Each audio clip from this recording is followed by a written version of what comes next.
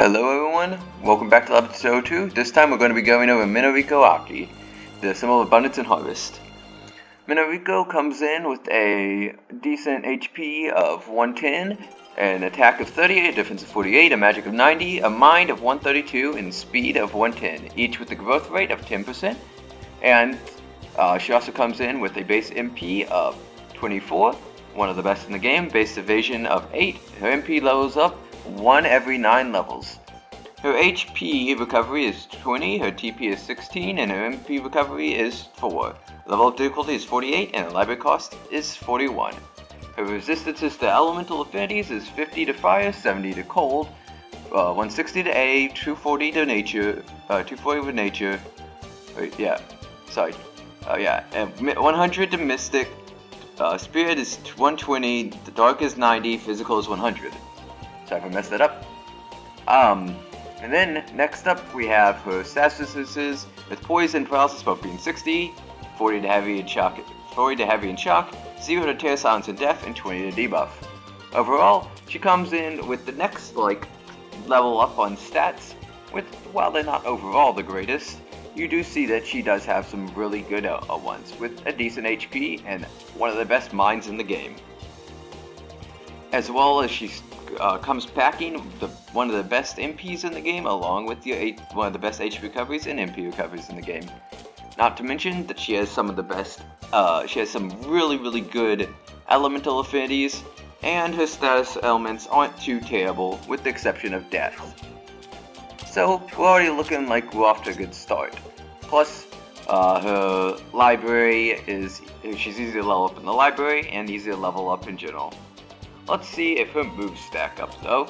For starting off with the Armed Sky, costs 3 MP, hits a single target with nature element for 168% of your magic minus 70% of the opponent's mind with 70 delay. Fairly good, decent attacking skill, but slightly underwhelming with only 90 base magic, and not the greatest damage formula. Next up we have Warm Color Harvest, hits all enemies for 10 MP, for nature element, costing 10 MP for 256% of your magic minus 8% of your opponent's mind. Hits really hard for a nature spell and has 55% delay, but overall it's still not the greatest. But early game you'll find some decent use out of it. Especially with her mana pool being as high as it is, you'll find that you can normally get 2 of those off, clearing out most enemies fairly quickly. Especially anything weak to nature will not like fighting against Minoriko. Next up we have Sweet Potato Room. It's one ally for nature ability that costs 4 MP and recovers HP based off 120% of your magic. This is the best single target healing spell in the game so far, and second best in the game altogether, so you can see how this is really great, especially against opponents that only hit one target at a time. You can pretty much full heal them instantly. It has 54% delay, but that's not too bad. Next up is Owatoshi Harvester. This costs 3 MP and raises a single ally's defensive mind by 42 times skill level, meaning at level 1 it raises it by 45, and at level 5 it raises it by 57, which is a massive buff, and only having 70 delay means that you can normally get this off on multiple targets fairly quickly, and not costing very much and having a great mana pool means you could probably just throw this on a whole bunch of characters very quickly. So all in all, she has some really good moves. That's a lot better than we can say for most characters so far. However, let's look at her passives and see if they can back this up.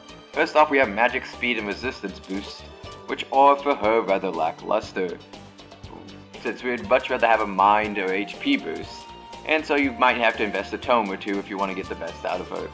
Next up, Symbol of Harvest. It increases damage against plant enemies while the user's on the front line. This is good only on 3 floors, sadly. And in those floors, you probably aren't going to be using Minoriko that much. You might. I guess she is good in a couple of the battles. But this is rather lackluster in terms of increasing damage. Well, what about the next one? Desire to Rest. When switching to the back line, you recover 6 times skill level HP and MP. Really good for recovering MP. Problem is, I guess it's not that bad. The HP recovery isn't the greatest though. It scores 10% max HP on the user's turn with the regeneration ability. We saw this on Yomu, however Minoriko's slightly lackluster HP comparative to most pure tanks, as she is more of a supportive tank as we saw by abilities. Desire to Rest and regeneration abilities aren't as effective as they could be on other characters.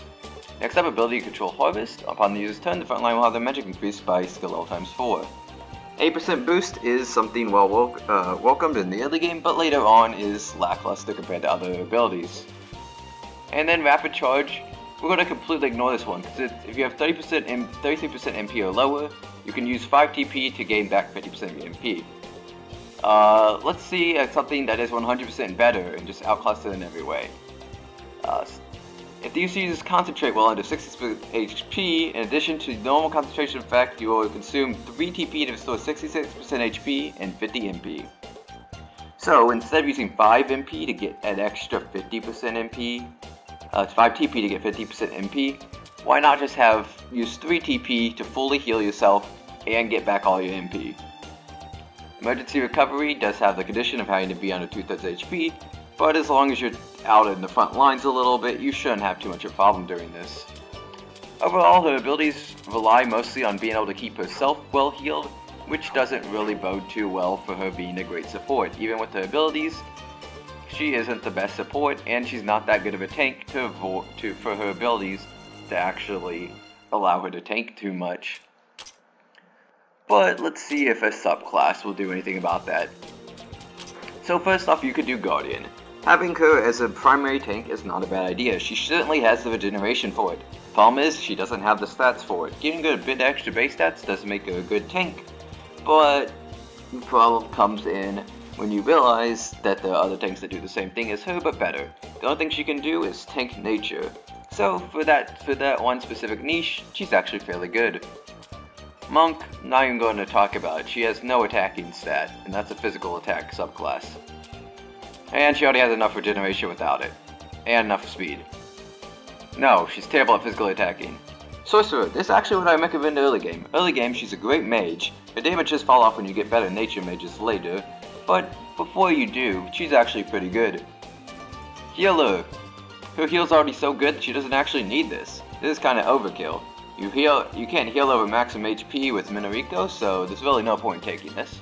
Enchanter. Her buffs are already so good, why do you need better ones? Buffs do give diminishing returns, so increasing them beyond the point that they already have is kinda not the best. Hexer, she lacks debuffs sadly, so no. She lacks a status element, so no. Magician. Yeah, you're wondering, when is Magician gonna get a use? I mean, MP, what is this gonna do?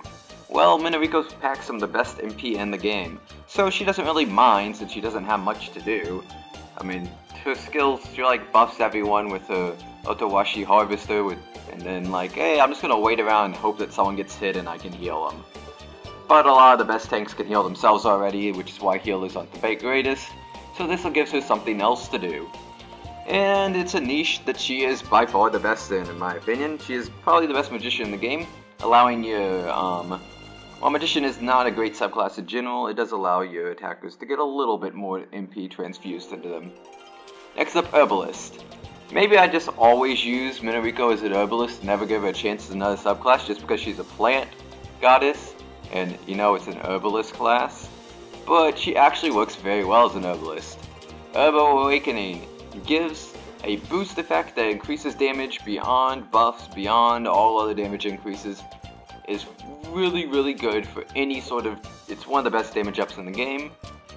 And you can placebo treatment someone who you hit with Otowashi Harvester. The HP up and mind up increase her already good stats to even better levels, allowing just basically synergizing with what she already does good. Overall, you can just do anything you want with Herbalist. Herbalist just synergizes so well with Minoriko. It is by far her best subclass. However, as I say this, she's also a great strategist. Since she's sort of an off-tank supporter, she is most likely going to be staying around a little bit. Even though you kinda might want to switch her out for Desire to Rest, she's gonna be out quite a bit, and you could just not put on Desire to Rest and instead have Emergency Recovery. This allows her to stay out for quite a bit. You can get some good stuff off buff decay rate, not going down as fast. The mind boost is always welcome. Not to mention damage decrease and damage increase helps on both occasions, since early game she is a good mage, and later on she doesn't mind getting a little bit of tankiness even if she's not a dedicated tank. Next up, Gambler. Her damage falls off too badly by the time that you get this. That's not normally worth it. Even if she does have the MP to support a going Gambler, she just doesn't do the damage to support it, sadly. Next up, Diva. Diva is Diva. I will continue not talking about Diva unless there's some synergy with it. And then lastly is Transcendent, which increases all stats. Sadly, even though you'd think this would be good, by the time you get Transcendent, again your damage has fallen off so badly, and you have better nature mages. You'd much rather not get the attack and magic boost, and go for something like Guardian. Even Guardian's better, as the defense boost on it will make you, be probably better, even though you miss on a lot of other boosts, because you don't want to run her as your main tank, and will most likely have someone else as the main tank. And Guardian, as I have mentioned, is only good on someone who is a primary tank and will never move from the leftmost spot. If you have someone with Guardian and they're not in the leftmost spot on the front lines throughout the entire battle that they're not dead, you are using Guardian wrong. You are getting very, very suboptimal Guardian usage out. Yeah, so that's about it for Minoriko.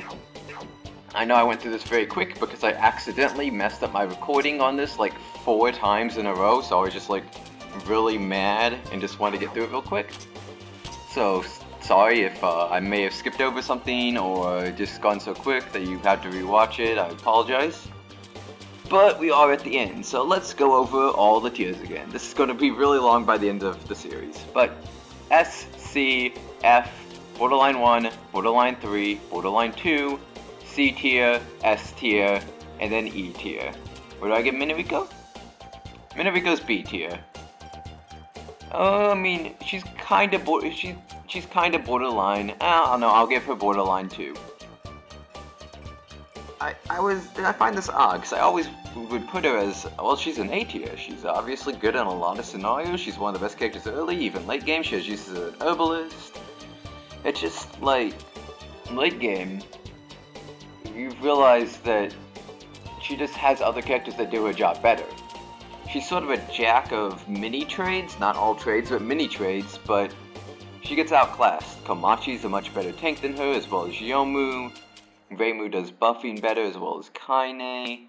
And then Rumia and Reimu both do healing fairly well.